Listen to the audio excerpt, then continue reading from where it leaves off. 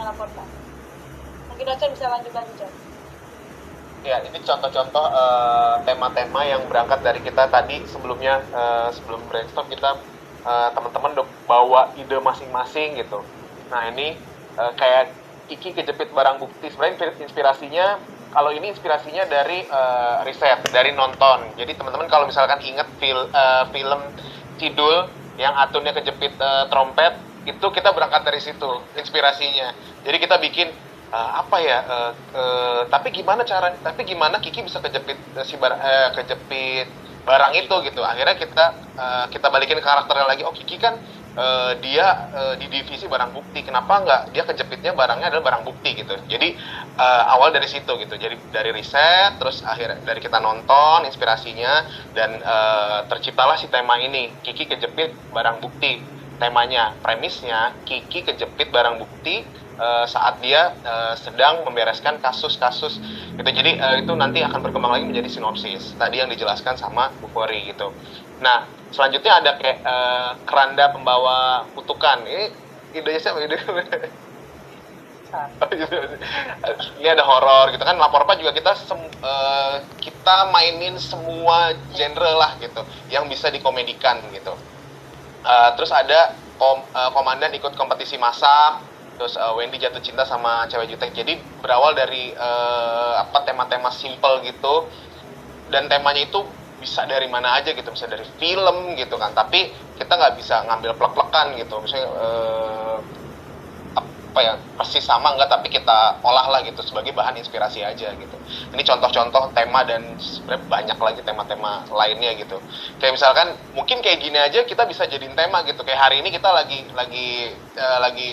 misalkan seminar gitu, ntar kita keidean tiba-tiba besok ya, Zau kita bikin yuk kantor lapor Pak ngadain seminar buat masyarakat gitu, misalnya kayak gitu-gitu. Jadi berawal dari ya gitu-gitu lah, jadi ide-ide celetukan ketutan-ketutan dari otak kita aja gitu. Jadi apapun ide kita tampung dulu, karena kita mempercayai ide awal adalah bukan ide yang terbaik.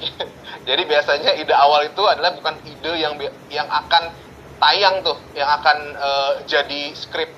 Biasanya idenya itu mentah dulu, tapi ide awal itu men-trigger ide yang akan jadi nanti gitu. Jadi kemungkinannya sangat kecil, 10% bahkan 15%, 10 atau 15% ide awal itu dijadikan bener-bener sampai skrip jadi gitu. Biasanya itu akan menjadi trigger dulu nih, jadi trigger untuk ide-ide lain. Akhirnya nanti si ide itu jadi firm untuk kita turunin ke premis dan sinopsis sampai jadi skrip. Itu biasanya kayak gitu. Jadi kita jangan percaya ide awal ya.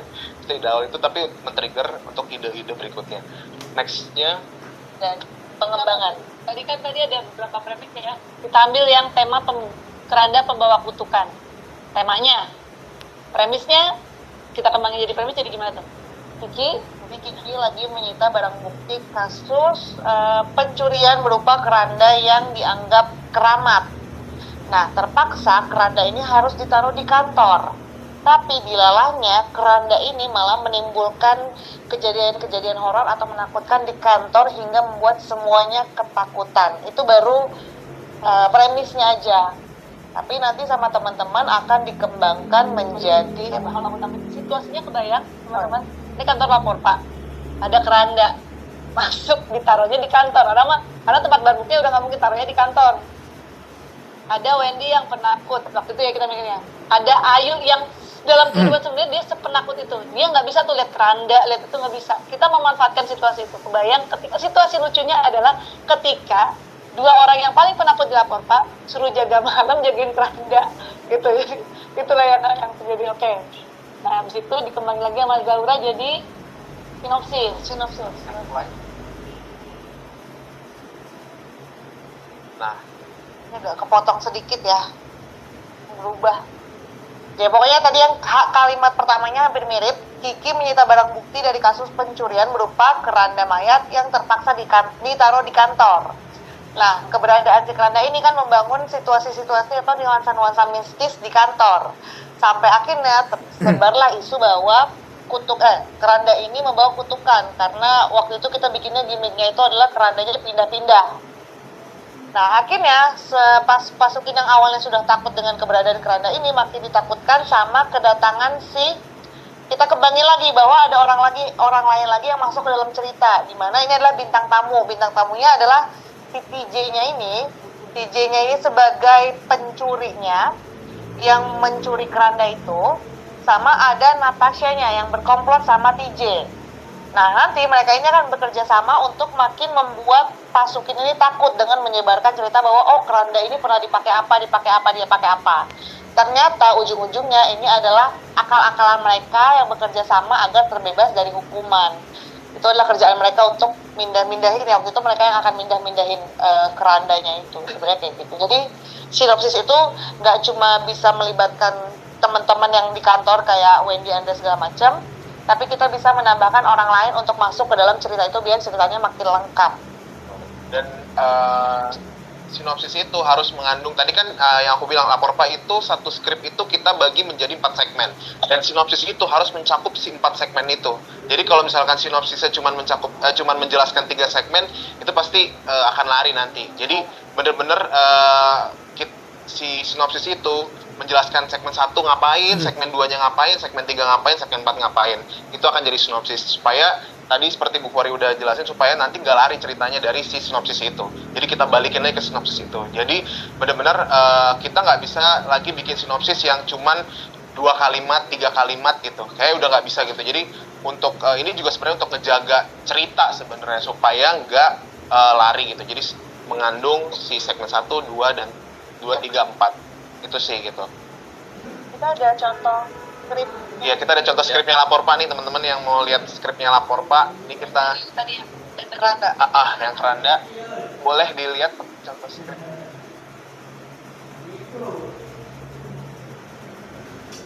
dari sinopsis tadi akan berkembang menjadi skrip. Nah, skripnya itu yang tadi kita bilang bentuknya plot seperti ini nih. Oke. Nah, plot ini sebenarnya untuk menciptakan situasinya. Adegan, hanya adegan. Ini segmen 1 ya. Atau ini aku berdiri ya dong ya. Apa hasil lihat teman-teman contoh skripnya Lapor Pak. Jadi boleh ke atas dulu nggak? Aku mau ngasih unjuknya. Nah, ini biasanya ini kita tulis di sini ada tanggal syutingnya, ada cast-nya siapa aja hari itu. Karena kita harus tulis ini untuk misalkan ada yang nggak masuk atau apa, kalau lengkap tetap kita tulis, dan bintang tamunya siapa, BT-nya itu bintang tamu siapa, dan ini judul ya yang menjelaskan si skrip ini. Dan setelah itu kita biasanya ada sinopsis di sini, sinopsis sinopsis deck gitu singkatnya. Ini untuk di skrip aja, tapi kalau misalkan itu kita bikinnya lebih panjang gitu. Nah, biasanya di sini kita akan bagi segmen 1 setnya di mana, terus cast-nya siapa aja, karena per segmen itu nggak semua talent akan masuk. Jadi di segmen itu siapa aja talentnya gitu. Jadi kemungkinan misalkan di sini kan nggak ada Surya, nggak ada, berarti kita nggak usah masukin cast di sini. Jadi kita kasih kesempatan Surya untuk istirahat, dan bintang tamunya siapa, itu untuk menjelaskan di satu segmen aja. Nah, biasanya teman-teman juga ada sebagian besar teman-teman content creator yang menuliskan di sini premis per segmen. Ini untuk mempermudah talent-talent juga sebenarnya. Ini kalau di sini nggak ada, tapi biasanya tuh ada beberapa yang di sini ditulis ada premis per segmennya. Jadi segmen 1 itu apa temanya, besarannya apa gitu. Nah, baru nanti kita masuk ke poin-poinnya. Nah, ini kita skripnya nggak yang panjang, kita by point aja untuk menjelaskan situasinya. Biasanya poin-poin ini menjelaskan situasi. Satu poin ini biasanya tuh bisa dimainkan 1 menit. Asumsinya 30-1 menit, satu poin ini. Kayak Ayu ketakutan sama Wendy, itu kita ngebayanginnya situasinya adalah Ayu lagi ketakutan sama Wendy gitu. Jadi benar-benar hanya by point aja. Dan di sini juga biasanya ada keterangan properti, apa aja properti yang ada di scene itu gitu, dan seterusnya. Ini berarti on set itu menjelaskan bahwa Wendy sama Ayu udah ada di set, jadi dia nggak ada proses masuk ke dalam setnya, jadi udah di set. Dan nanti kalau misalnya ada penambahan pemain itu kita tulisnya in frame dan propertinya apa, sampai di segmen-segmen berikutnya juga. Ini contoh skrip Lapor Pak yang teman-teman lihat setiap hari jadi tayangannya seperti itu. Ini kurang lebih seperti ini skripnya. Nanti kalau misalkan ada proses out frame, misalnya Ayu out. Di sini kita akan kasih clue Ayu out frame. Dan ketika syuting, ini juga panduan untuk teman-teman content creator untuk memberikan clue. Jadi ketika syuting, teman-teman content creator itu akan bawa matador. Bawa matador, kita duduk di hadapan teman-teman talent semua, itu kita akan mencatat, kasih clue ke mereka. Takutnya kan mereka lupa. Nah, by point ini clue-nya. Kayak misalkan Ayu udah harusnya out frame, kita akan tulis Ayu out frame. Gitu. Dan tapi bisa jadi juga kondisinya ketika skrip ini misalkan udah kepanjangan atau ada improvisasi dari pemain, jadi kita fleksibel sebenarnya Kak ya. Fleksibel juga ketika bisa di-adjust skripnya ketika lagi syuting juga. Beberapa kali kita menemukan kondisi seperti itu. Gitu, ini contohnya segmen 2-nya, segmen 3-nya gitu. Setnya berubah lagi. Nah, mungkin boleh ke atas dulu lagi, ke atas. Nanti kita akan lihat contoh tayangannya. Ini kan kalau di skrip, boleh ke atas lagi.